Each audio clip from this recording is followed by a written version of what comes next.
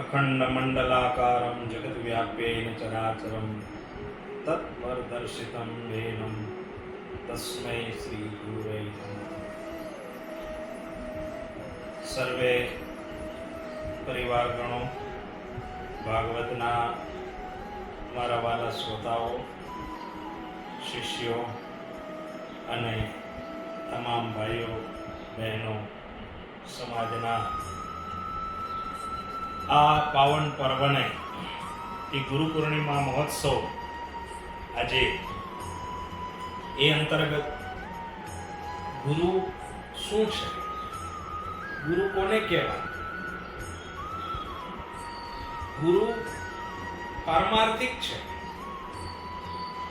જેને દ્વારા કોઈ લેવા દેવા નથી કે શિષ્ય પાસેથી કંઈ પ્રાપ્તિ થાય કે શિષ્ય કંઈ કરે અને એ શિષ્ય દ્વારા ગુરુ આગળ આવે, એવા ભાવથી ગુરુ ક્યારેય કોઈ બનતા જ નથી. ગુરુ સ્થાવર છે, ગુરુ જંગમ છે. એટલે ગુરુને કેટલી ઉપમા આપી છે. ગુરુર બ્રહ્મા, ગુરુ બ્રહ્મા છે. ગુરુર વિષ્ણુ, ગુરુ વિષ્ણુ છે. ગુરુર દેવો મહેશ્વર, ગુરુ મહેશ છે. ગુરુ બ્રહ્મા છે, ગુરુ વિષ્ણુ છે, ગુરુ મહેશ છે, પણ એનાથી આગળ ગુરુર સાક્ષાત પરબ્રહ્મ, જે સાક્ષાત બ્રહ્મ છે. કારણ કે બ્રહ્મની ઓળખાણ ગુરુએ કરાવી છે. જગતની સારી સાચી ખોટી તમામ પ્રક્રિયાનું જ્ઞાન ગુરુ દ્વારા પ્રાપ્ત થાય કે આ ખોટું છે, આ સાચું છે, આ યોગ્ય છે, આ અયોગ્ય છે. તમે કોઈ પણ બિઝનેસમાં હોય, તમે વિદ્યાભ્યાસમાં હોય કે તમે કોઈ પણ ક્ષેત્રમાં હોય, ત્યારે તમારે ત્યાં ગુરુની જરૂર પડે ને પડે.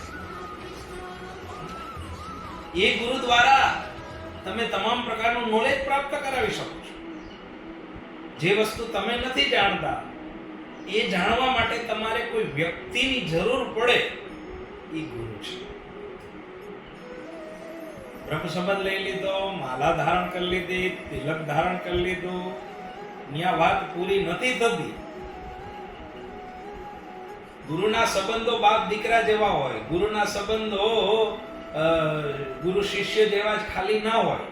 ગુરુના સંબંધો મિત્ર જેવા પણ હોઈ શકે, ગુરુના સંબંધો બાપ દીકરા જેવા પણ હોઈ શકે છે, અને ગુરુના સંબંધો તમામ પ્રકારના અલૌકિક સંસારના સંબંધો ગુરુ સાથે જોડાયેલા. લૌકિક નહીં, અલૌકિક સંસાર. તો ગુરુ વિશે જેટલું કહેવું હોય એટલું ઓછું જ પડે. કારણ ગુરુ બ્રહ્મ સાથે જોડાયેલો નાતો, જેની આપણને ખબર જ નહોતી કે ભગવાન કોને કહેવાય, ભગવાન એટલે શું, જ્ઞાન એટલે શું, ભાગવત એટલે શું, રામાયણ એટલે શું, જે આપણને ખબર જ નહોતી, એ જેણે આપણને બતાવ્યું છે એ ગુરુ છે. તો આ પાવન ગુરુ પૂર્ણિમા આજના દિવસે એક ગુરુ પૂજાનો અવસર. એટલે ખાલી તમે ગુરુની પૂજા કરો, એને ચાંદલો કરો, એને હાર પહેરાવો, એને ભેટ ધરો, એ જ ગુરુ પૂજા નથી. એ તો છે જ, પણ એનાથી વિશેષ ગુરુ પૂજા એ છે કે ગુરુએ જેટલા વચનો તમને બતાવ્યા છે એનું તમારે પૂરેપૂરું પાલન કરવું, એના નિયમોને પૂરેપૂરા ફોલો કરવા. એ જ ગુરુ પૂર્ણિમાનો પૂર્ણ અવસર, સાચો અવસર છે. આજના દિવસે આજે એક મનથી સંકલ્પ લઈએ બધા કે જે જ્ઞાન આપણને પ્રાપ્ત થાય છે, જે વસ્તુ આપણે સાંભળીએ છીએ, એનું કાંઈ નહીં તો ખાલી 10% પણ એનું પરિપાલન કરવું, એ આપણી એક નિષ્ઠા છે શિષ્ય તરીકેની, અને એ જ આપણો ધર્મ છે. તો જ આ ધર્મ કાયમી માટે જળવાશે. ગુરુ નહીં હોય તો કેનારું જ કોણ હશે? ધર્મને સમજાવનારું જ કોણ હશે? આદિકાળની અંદર મહાપ્રભુજી જ્યારે પ્રગટ થયા અને એને વૈષ્ણવ ધર્મને પ્રગટ કર્યો, અને એ આપણને સમજાવ્યું એણે, ત્યારે આપણને આજ ખબર છે ને.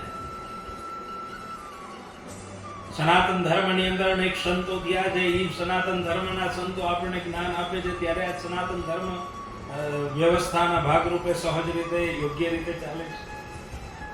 કોઈ પણ ધર્મ હોય તો ધર્મના ગુરુઓ હોય છે, ગુરુ દ્વારા યોગ્ય માર્ગદર્શન મળે. બસ ગુરુને પણ એટલી અપીલ કે ગુરુને પણ એટલી એક સહજ હાથ જોડીને પ્રાર્થના કે જે જ્ઞાન બતાવે એ વેદને અંતર્ગત રાખીને, શાસ્ત્રોને અંતર્ગત રાખીને સમાજની અંદર જ્ઞાન અર્પણ કરે.